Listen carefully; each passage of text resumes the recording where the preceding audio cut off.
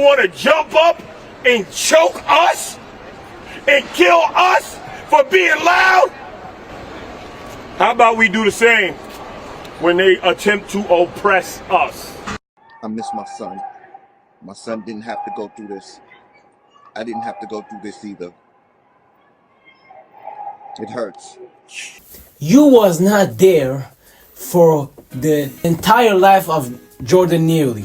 And when he died, when you smelled some money, your ass appeared and said, yeah, I want my kid back. When you do this, when you pull up some dumb like stunt like this and screaming, we need black vigilantes and clocks busters and all that shit, bro, what is you? Nobody's gonna take you seriously. Nobody's gonna take black people and their issues seriously. You're pushing 50. Breaking news. The jury has reached a unanimous verdict in the case of Daniel Penny. He's been found not guilty on the charge of criminally negligent homicide. Y'all heard the news? He's not guilty. I'm gonna say this. He shouldn't be guilty. Okay? Yeah. And I can explain one and I can stand by it too. So let me give you some context. Go on, Let me give you some context. Now, all of this was happened because of the subway or like train thing that happened in New York. The subways in New York are always like fucked up and unsafe. Yeah. But anyways, this homeless guy comes in. His name is Jordan Neely. Remember that name. Jordan Neely. And he was threatening to kill people. He was like, I'm hungry, I need some money. Somebody gonna die. I don't care if I go to jail. And he was being really loud and everybody was scared of him. Literally, everybody on the train was scared of him. Now, on that train, there's a Daniel Penny guy. The white dude. He's an American Marine. Trained American Marine. Trained killer, basically. American Marines are basically trained killers, but they're hardwired to protect the people around them. Yeah. That's how they think. Yeah. Exactly. And he was like, you know what? I'm gonna help the people and all that shit. And he actually strangled the homeless guy, Jordan Neely. Yeah. He and strangled Michael Jordan. No. This whole thing went viral like a couple of months ago. And everybody was saying that, you know, he's a killer, white supremacy and all that stuff. But the judge and juries, not only one, but a couple of them, a lot of people like went through this case and they come to the conclusion that he is not guilty. Yeah. He actually did the right thing. He is not guilty. But the funny part is the aftermath of this whole situation is crazy. Like you got BLM, Black Lives Matter, and all these activists and his family coming out. He doesn't have a family. You have to give a backstory on his family too, the poor guy. Yeah, we're gonna go to that too. But they're all saying, "Oh, why did y'all kill him? White supremacy and all that stuff." Let's just couple of videos. I got.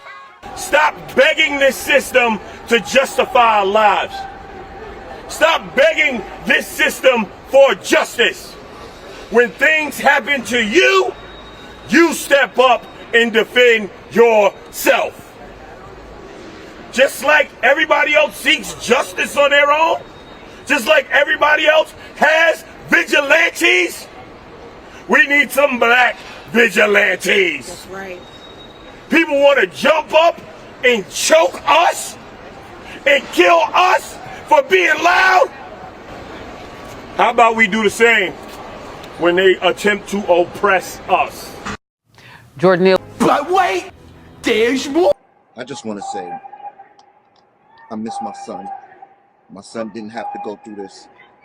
I didn't have to go through this either. It hurts. Really, really hurts. What are we gonna do, people? What's gonna happen to us now? I had enough of this. System is rigged. Come on, people. Let's do something about this.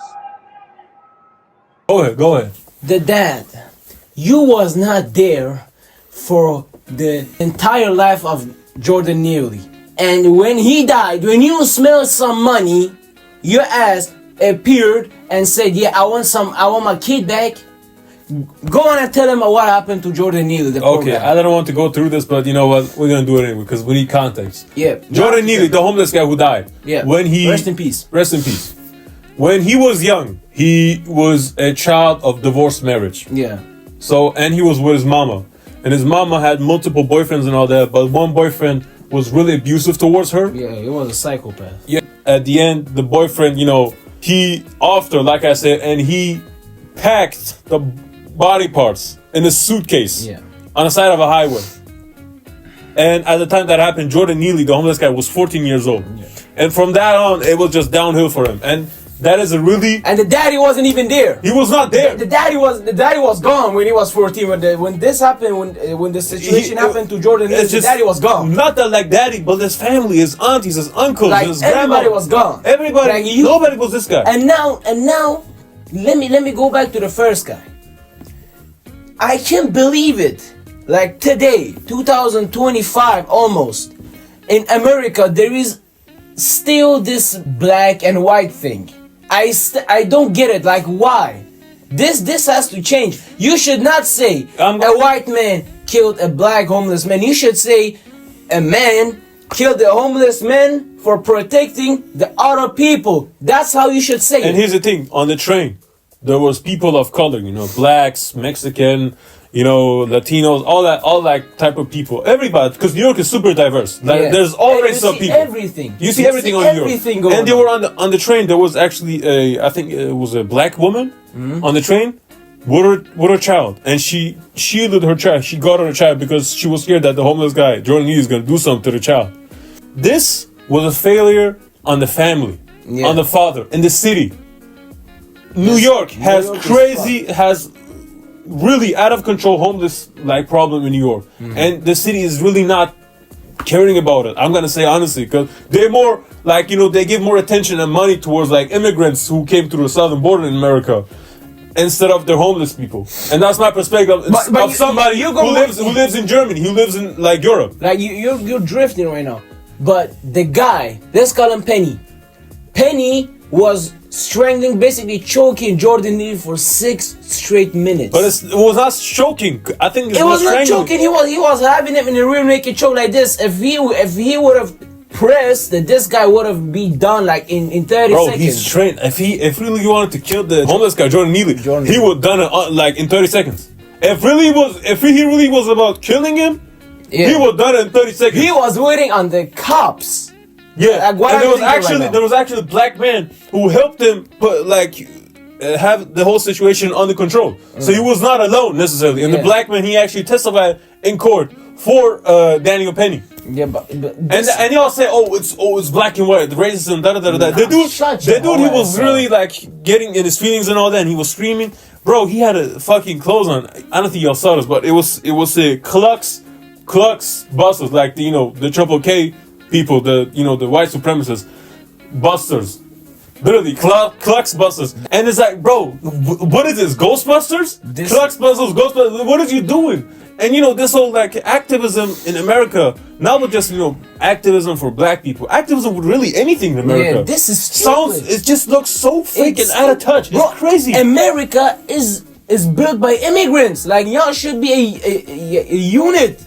Y'all should be a team. They should be unified. You should not go on the street and say, this white man killed a black man. No. And the thing is, in America, no, you don't do this. Then it's in America, there's a term, POC, which means pussy of cream. People of color, and then there's white people. So you literally say, white people, you're dividing people. White people to the side, everybody is the same.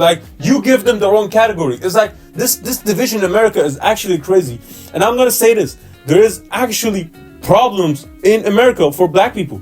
Because a lot of black people are not satisfied with things happening in America. I know, and there has to be something, right? And bro, when you do this, when you pull up some dumb stunt like this and screaming, we need black vigilantes and Klux busters and all that shit, bro, what is you? Nobody's gonna take you seriously. Nobody's gonna take black people and their issues seriously. You're pushing 50. Bro, you got white beard, I'm telling you, bro. You get a control of your fucking life. But he should count his nephews. This guy has to go around and be like, yeah, that's you, not go on the street and say, the system is rigged, You are not 15. to talk like this. And this is all for money. We saw with BLM, literally. When the BLM came out, I was actually like a big supporter of BLM. Everybody was, I think. Bro, I'm in Europe. Like, this shit doesn't affect me, but I was like still like supporting, like on the internet and all that. And then news came out that the BLM CEOs and leaders and all that are stealing donation money and doing money laundering. That they're Marxists and communists. And they got exposed by many. Candace Owens, she exposed them, and there was also a news station, I forgot the name, they exposed them too. And then the fact that everybody, like, you know, people, the city started to count like how many damages was in property, in like burnt cars and broken glasses and all that stuff because, you know, the protests and riots and all that. And it was crazy money. And it just shows you, and when the BLM happened, nothing changed. Nothing for black people changed, because it was all about taking the donation money and going in the streets and rioting and stealing, which is crazy. It made it even worse for them. It made it even worse. Like, they made their image even worse. That's crazy, because right now, bro, I don't give two fucks about BLM. Really. Like, I respect everybody. I respect everybody, you know. But if you come to me and talk about BLM, shut your whole ass up. Yeah, talk about human. Say human lives matter. Say, like, talk about the people in China, like the kids who are getting used for works. Talk about them. Not a guy, not another guy on the subway who threatens people to kill them, to kill the babies, and then a guy comes and strangles them, and he dies after 6 minutes because he cannot like breathe because of all the crack he was using. Then he died, and y'all going on the street now. Fuck you. A lot of people say that he was on synthetic weed. It's like coke and crack, because crack is like a cheap version of the coke, expensive. And then you got weed, and you got synthetic weed because. And you mix that shit basically. And then synthetic weed is like super crazy, you know. It's like it has super horrible effect on you, because normal weed effect is natural to some point. Yeah. But like synthetic weed is fucked up. It fucks up your whole entire system. The reality is, Daniel Penny did the right thing. He was a good Samaritan. Black people have real issues, and we need to focus on that, not some black and white issues. Not just start screaming when a white person does something to a black person. That's my view.